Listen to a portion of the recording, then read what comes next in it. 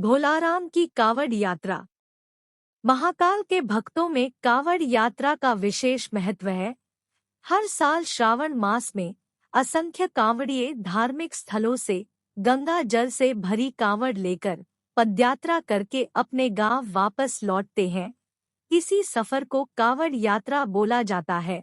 ऐसे ही महाकाल के एक भक्त भोलाराम ने सावन माह के प्रथम सप्ताह हरिद्वार से जल लेकर बाबा विश्वनाथ वाराणसी की तरफ पैदल यात्रा प्रारंभ करने का प्रण किया। यह कांवड़ यात्रा आज तक की सबसे लंबी दूरी की यात्रा बनने वाली थी। भोलाराम के इस ऐलान से आसपास के गांव में खलबली मच गई, क्योंकि भोलाराम शारीरिक तौर पर ज्यादा मजबूत नहीं था, लेकिन फिर भी उसने इतना बड़ा संकल्प कर लिया था कि जहां बड़े बड़े भक्त घुटने टेक दे, भोलाराम के परिवार वाले उसे समझाने की बहुत कोशिश करते हैं, लेकिन भोलाराम का संकल्प अटूट था। उसने ठान लिया था कि अब उसका कोई साथ दे या ना दे, वह कांवड़ लेकर अकेला ही जाएगा। भोलाराम की कांवड़ सजाने के लिए कई गांवों के लोग उपस्थित हुए थे। सभी भोलाराम का उत्साह बढ़ाते हैं। हालांकि भोलाराम को अपने महाकाल पर पूर्ण विश्वास था, इसलिए वह इस कबाड़ यात्रा के संकल्प को छोटा ही समझ रहा था। दरअसल वह पहली बार महाकाल की कांवड़ यात्रा में हिस्सा लेने जा रहा था और उसे अंदाजा भी नहीं था कि इस सफर में कितनी परेशानियां होने वाली है। भोलाराम अगली सुबह अपनी कांवड़ यात्रा अकेले ही प्रारंभ करता है। आस-पास के गांव से कई भक्त भोलाराम को देखने पहुंचे थे, लेकिन कोई उसके साथ यात्रा में जाने को तैयार नहीं था, क्योंकि सभी भोलाराम के संकल्प की कठिनाई को भली भांति समझ रहे थे। भोलाराम धीरे धीरे कदम बढ़ाने लगता है। भोलाराम की कांवड़ का वजन लगभग 70 किलो था, जो कि उसके शारीरिक वजन से 10 किलो अधिक था। भोलाराम कुछ ही दूर आया था कि महाकाल उसकी परीक्षा लेना शुरू कर देते हैं। भोलाराम की कांवड़ से पानी टपकने लगता है। भोलाराम पानी की मटकियों को चेक करता है तो उसे एक मटकी में छोटा सा छेद दिखाई देता है। भोलाराम मटकी का छेद बंद करने की बहुत कोशिश करता है, लेकिन उसके पास ऐसी कोई वस्तु नहीं होती जिससे पानी की धार रोकी जा सके। वह महाकाल का नाम लेकर आगे बढ़ने लगता है। अचानक उसे रास्ते में एक मजदूर दिखाई देता है जो रोड बनाने के काम में लगा हुआ था, और वह आग के पास खड़ा होकर डामर गर्म कर रहा था। भोलाराम को तुरंत तरकीब सूझी। वह मजदूर के पास जाकर थोड़ा सा डामर लेकर मटकी के छेद में लगा देता है और डामर लगते ही पानी टपकना बंद हो जाता है। भोलाराम मजदूर को धन्यवाद देते हुए आगे बढ़ जाता है। समस्या का समाधान होते ही भोलाराम का उत्साह दोगुना हो गया था और उसकी यात्रा की गति बढ़ चुकी थी। 4 घंटों की यात्रा होते ही भोलाराम बहुत थक जाता है और रोड के किनारे एक पेड़ के पास बैठ जाता है। भोलाराम अपने साथ कुछ खाने पीने की सामग्री रखकर लाया था, जिसे निकालकर वह खाने लगता है। खाना खाने के बाद भोलाराम को नींद आ जाती है और वह पेड़ से टिक कर सो जाता है। उसी सड़क से 2 राहगीर गुजर रहे होते हैं। अचानक उनकी नजर भोलाराम पर पड़ती है। वह पेड़ से टिका हुआ सो रहा होता है और उसके बगल में एक थैला और कांवड़ रखी होती है। ये दोनों राहगीर आदतन अपराधी थे। भोलाराम का थैला चोरी करने के विचार से दोनों उसकी तरफ बढ़ने लगते हैं।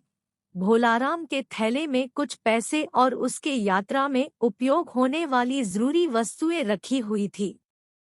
दोनों राहगीर जैसे ही भोलाराम का थैला उठाते हैं, दहशत से उनके पांव कांपने लगते हैं, क्योंकि थैला उठाते ही भोलाराम के सर के ऊपर एक बहुत विशाल सांप फन फैलाए खड़ा हो जाता है। सांप को देखते ही थैला छोड़कर दोनों दुम दबाकर भाग जाते हैं। भोलाराम को सोते हुए पूरी रात गुजर जाती है। उसे इस घटना की भनक तक नहीं लगती और जैसे ही वह सुबह उठकर देखता है कि उसका थैला थोड़ा दूर पड़ा हुआ है, उसे समझ में आ जाता है कि किसी ने चोरी करने की कोशिश की थी, लेकिन उसे ताज्जुब होता है कि चोरों ने थैला छोड़ क्यों दिया था। भोलाराम तुरंत थैले में अपना सामान देखता है।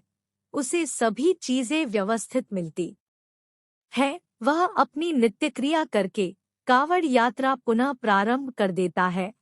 भोलाराम को महाकाल की यात्रा में आनंद आने लगा था। भोलाराम को रास्ते में कांवड़ ले जाते देख कई श्रद्धालु खाने पीने की वस्तुएं और पैसे उसे भेंट करते हैं। भोलाराम को सफर करते हुए 8 दिन गुजर चुके थे और अभी तक उसने आधा ही सफर तय किया था। रास्ते भर बारिश की बूंदें भोलाराम को थकान का एहसास नहीं होने दे रही थी। अभी तक तो भोलाराम को सफर में किसी खास परेशानी का सामना नहीं करना पड़ा था, लेकिन अब उलझना बढ़ने वाली थी, क्योंकि बारिश तेज होने लगी थी। नदियों का जलस्तर बढ़ रहा था और अभी भोलाराम को रास्ते में कई नदी नाले पार करने थे। भोलाराम शारीरिक दुर्बल जरूर था, लेकिन उसके हौसले बुलंद होते हैं। महाकाल की भक्ति ने उसे ऐसा साहस दिया था कि वह अपनी कावड़ यात्रा को बिना रोके आगे बढ़ता जा रहा था। अचानक भोलाराम को लोगों की भीड़ दिखाई पड़ती है। वह पास जाकर देखता है तो हैरान हो जाता है, क्योंकि नदी का पुल टूट चुका होता है और आगे जाने के लिए यही एक रास्ता था, और जब तक नदी का पानी सामान्य स्तर में नहीं आ जाता तब तक यहाँ से पार करना नामुमकिन था। भोलाराम कांवड़ लेकर सड़क पर ही बैठ जाता है और पानी नीचे उतरने का इंतजार करने लगता है। उसे बैठे 4 घंटे ही हुए थे कि अचानक एक एम्बुलेंस आकर खड़ी हो जाती है। एम्बुलेंस के अंदर मंत्री को ले जाया जा रहा था, लेकिन पुल टूटने की वजह से एम्बुलेंस को रुकना पड़ता है। लेकिन जैसे ही मंत्री के काफिले को पुल टूटने की खबर मिलती है तो वह मंत्री जी के लिए हेलीकॉप्टर भेज देते हैं। हेलीकॉप्टर पहुंचते ही मंत्री जी के साथ साथ वहां बैठे लोगों को भी नदी के उस पार जाने का मौका मिल जाता है और उन्हीं लोगों के बीच में भोलाराम भी अपनी कावड़ लेकर हेलीकॉप्टर में बैठ जाता है और नदी पार कर लेता है। भोलाराम महाकाल को मन ही मन प्रणाम करता है और अपना सफर जारी कर देता है। कुछ दूर आगे आने के बाद भोलाराम को एक गांव के किनारे पहाड़ी के ऊपर छोटा सा मंदिर दिखाई देता है। भोलाराम को अचानक उस मंदिर में जाने का विचार आता है। वह अपनी कावड़ लेकर मंदिर की तरफ जाने लगता है। मंदिर थोड़ा ऊंचाई पर था, उसे ऊपर चढ़ने में परेशानी हो रही थी, लेकिन भोलाराम पेड़ की शाखाएं पकड़कर मंदिर के द्वार तक पहुंच जाता है और अपनी कावड़ को मंदिर के बाहर रखकर अंदर प्रवेश कर जाता है। अंदर पहुंचते ही उसे एक साधु ध्यान में बैठे हुए दिखाई देते हैं। भोलाराम की आहट से उनकी आंखें खुल जाती है। वह भोलाराम को उसके नाम से बुलाते हुए कहते हैं कि भोलाराम लाओ पानी मुझे दे दो, मुझे बहुत प्यास लगी है। भोलाराम को ताज्जुब होता है कि साधु यह कैसे जानते हैं कि मैं मटकी में जल लाया हूँ। भोलाराम तुरंत साधु के सामने हाथ जोड़कर खड़ा हो जाता है और कहता है, बाबा आप तो अंतर्यामी प्रतीत हो रहे हैं। आप तो सब जानते हैं कि मैं कावड़ के लिए पवित्र जल ले जा रहा हूँ, जिसे मैं अपने महाकाल को अर्पित करूँगा, और अगर मैंने यह आपको दे दिया तो मेरे पास वहाँ ले जाने के लिए कुछ नहीं बचेगा, और वैसे भी रास्ते में बहुत सारा जल गिर चुका है। मैं क्षमा चाहूँगा, मैं आपको जल नहीं दे सकता। और इतना कहकर भोलाराम मंदिर से बाहर आ जाता है और अपना कावड़ लेकर पहाड़ से नीचे उतर आता है। भोलाराम कच्चे रास्ते से आगे बढ़ने लगता है। थोड़ी ही दूर उसे एक गांव दिखाई देता है, और जैसे ही वह गांव के करीब पहुंचता है, वहां कुछ लोग बैठे होते हैं। सभी भोलाराम को कांवड़ ले जाते देख उसके पास पहुंच जाते हैं। गांव के लोग भोलाराम को खाने पीने की वस्तु भेंट करने के लिए आगे आते हैं, लेकिन भोलाराम उन्हें रोक देता है और कहता है, अगर आप मुझे कुछ देना ही चाहते हैं तो पीछे पहाड़ी पर एक मंदिर है, वहां एक साधु भूखे प्यासे बैठे हैं, कृपया करके उन्हें यह सब भिजवा दीजिए। गांव के लोग भोलाराम को आश्चर्यचकित होकर देखने लगते हैं और कहते हैं, भैया यहाँ तो कोई पहाड़ी नहीं है, ये पूरा इलाका जंगली है और यहाँ पेड़ पौधों के अलावा आपको कुछ दिखाई नहीं देगा। जरूर आपको कोई भ्रम हुआ होगा। भोलाराम सोच में पड़ जाता है और कुछ देर के बाद वह कहता है कि मैं दावे के साथ कह सकता हूँ, यहाँ पहाड़ी में एक मंदिर है, आप सभी मेरे साथ चलिए, मैं आपको दिखाता हूँ। और भोलाराम सभी को लेकर पहाड़ी को खोजते हुए चलने लगता है, लेकिन उसे कुछ दूर आते ही एहसास होने लगता है कि वह गलत रास्ते जा रहा है, क्योंकि काफी देर तक चलते हुए उसे पहाड़ी दिखाई नहीं दे रही थी और यह रास्ता भी उसके लिए अनजाना सा लग रहा था। वह गांव वालों से तुरंत कहता है कि आपके गांव आने का इसके अलावा कोई और रास्ता है क्या? गांव वाले मना कर देते हैं और भोलाराम को समझाते हैं कि आप भ्रमित न हो, यहाँ कोई मंदिर नहीं है और न ही कोई साधु भूखा प्यासा बैठा है। आप अपनी कावड़ यात्रा पुनः प्रारंभ करें, अभी आपका सफर लंबा है।